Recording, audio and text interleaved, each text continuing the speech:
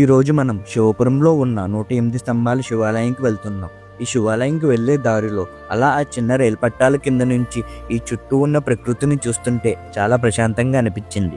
ఈ గుడికి వెళ్ళాక తెలిసింది, ఈ గుడి కట్టిన వాళ్ళకి కట్టించిన ఆర్కిటెక్చర్లకి టేక్ అబౌవ్ అని చెప్పచ్చు. ఈ గుడి ఒక ప్రత్యేకత ఏంటంటే లోపల గర్భగుడిలో ఉన్న శివయ్యకు ఎప్పుడూ స్వయంగా అభిషేకం చెయ్యారంట.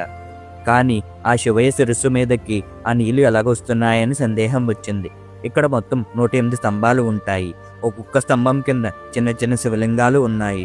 ఆ శివలింగాలకి మనం నీళ్ళభిషేకం చేస్తే అవి 108 పాయలుగా పారి లోపలున్న శివయ్య మీదకి వెళ్తాయంట. ఇక్కడ భూగర్భ వెంకటేశ్వర స్వామి క్షేత్రపాలకుడుగా వెలిచారంట. ఈ గృహలోకి వెళ్ళడానికి చాలా భయం వేసింది. బట్ ఆ గోవిందనామాలు వింటూ వెళ్ళిపోయా. చివరికి ఆ వెంకన్న బాబుని చూడగానే నా 2 కళ్ళు చాలలేదు.